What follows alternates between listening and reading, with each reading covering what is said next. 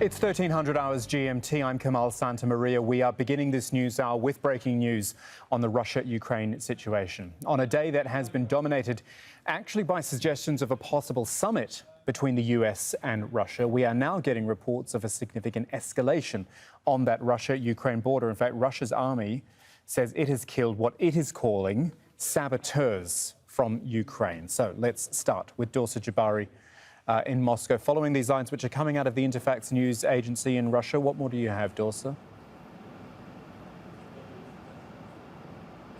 Well, according to the Russian military, 5 people have been killed as they allegedly attempted to cross the border into Russia. Now, the Russian military also says that they have destroyed 2 armored personnel carriers from the Ukrainian military that were in Rostov region on Monday morning.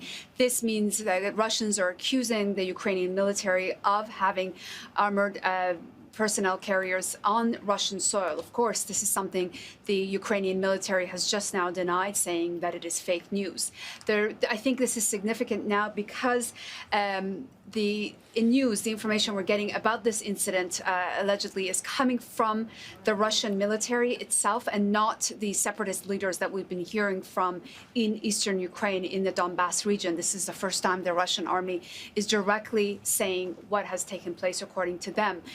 Of course, all this is happening as there is an influx of refugees leaving the Donbass region and crossing over into Russia as of Friday, when there was a call for them to evacuate the women and children and the elderly from that region because of the ongoing violence that was escalating between the Russian-backed separatists there and the Ukrainian military. The Russians have closed the border from their side, so they're not allowing people to go into Ukraine. They're only dealing with the influx of people coming in. This, of course, makes the situation much more dangerous, not only for the ongoing diplomatic talks, but also for those people that are trying to get to into Russia and into other regions of this country. The Rostov region is now one of the many regions that is taking in these people, and they've also declared a state of emergency. We understand that over 70,000 people have left the Donbass region and are now in Russia, and a number of them will also be arriving in the capital, Moscow, on Tuesday morning. This, of course, is going to be seen as very much a major escalation in the ongoing dispute that is happening in that region. And of course, this is going on as President Vladimir Putin is due to hold an emergency session with his Security Council to discuss the ongoing situation in the country's borders. This was one of the things the Russians had warned against, and what the West was warning against as well, saying that there could be a narrative Russia built around a so-called false flag operation to justify any kind of action about going into Ukraine. Of course, this is all unfolding as we speak, so we'll have to wait and see what more we hear from Russian officials in the coming hours. Just hold on a second for me, Dorsa. Could we have the map back just briefly showing Rostov? Let's have a little look at that just to get context. So Rostov bordering those Russian separatist states of Luhansk and Donetsk, the Donbass region as it's known. And what Russia is saying is that Ukrainian armed vehicles were destroyed in Rostov. So Russia is claiming those tanks and 5 people who were killed moved across into Rostov, and they were killed as a result. Dorsa Jabari still with us in Moscow. Ukraine says, from what I'm reading here, and you said as well, that it's all fake news. This is kind of the narrative, isn't it, that there is this concern about what is being said from either side and who's telling the truth? Of course, it's very difficult to verify the information on the ground in those regions at the moment. Even journalists who are in Rostov region are not allowed anywhere near the borders. There is a distance of a few kilometers they have to keep away. So it's very difficult to verify what we are getting from the state news agencies here in Moscow. But they have said that these disputed border regions have been part of a conflict that has been going on for over 8 years now.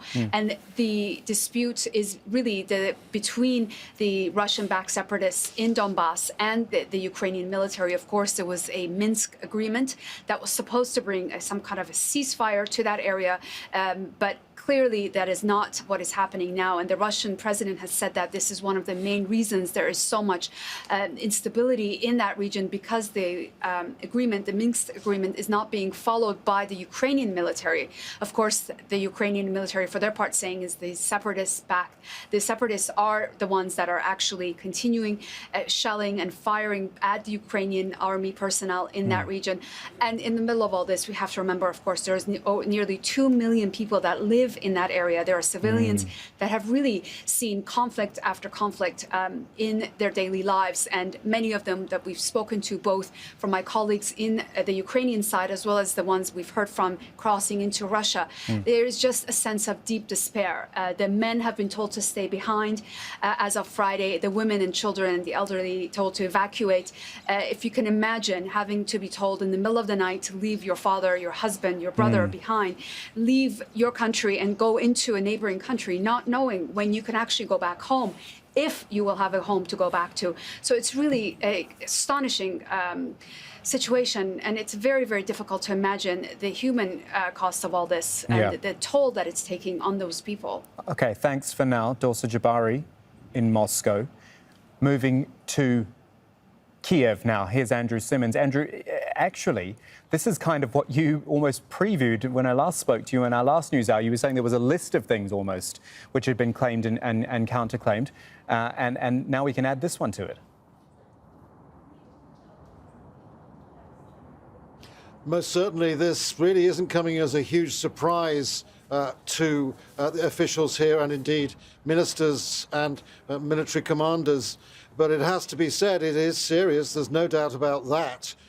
The immediate response is two words: fake news. And the information war has escalated, I would say, much more than the actual military situation. You're talking about 150,000 troops.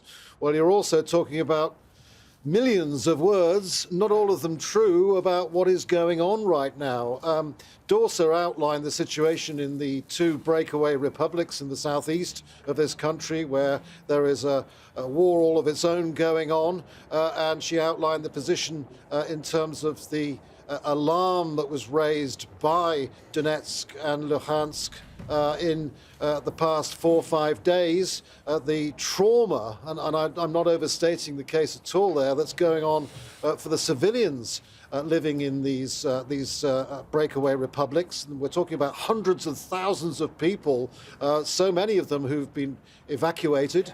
Now, the Rostov region, not just Rostov city, but the Rostov region, is very large. The Ukrainian military say is absolutely no possibility whatsoever that they would send in vehicles or indeed troops or indeed shell the area, because there was a claim only a matter of less than 12 hours ago that Ukraine had shelled Rostov, and there was an inquiry going on. In fact, we're seeing here details of that shelling, of that alleged shelling. The Ukrainians saying there's no way they'd have the range to actually get a shell into the country, and nor would they have the motivation. Why would they? Dmytro Kuleba, the foreign minister who's in Brussels right now, leading the forefront of a call for an investigation into that. So really, not shock here at all, expectation of this, and real serious concern. And a reminder, Andrew, about what's or who, which country is actually really involved here. There's been so much talk about a potential summit between the US and Russia, and Ukraine was already putting its hand up to say, actually, we're the ones at most risk here.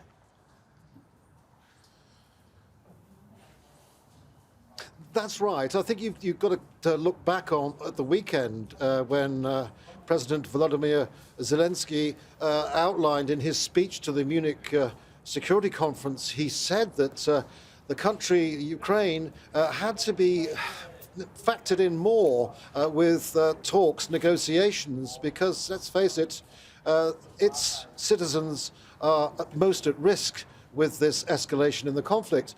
So basically there is a real desire here to get more traction with the world leaders in terms of particularly NATO and the United States, with Ukraine's interests being put right on top of the stack, so to speak, and also concern if there was to be a summit, and I say if because the Kremlin has outlined doubt about whether or not this summit could take place. If that is the case, Ukraine doesn't want anything in the way of concessions to bite into its own situation here. They want de-escalation right away, and they want a ceasefire along this line of the contact line, as it's called, the front line, which separates Ukraine from the two self-declared republics. Thank you, Andrew Simmons in Kiev.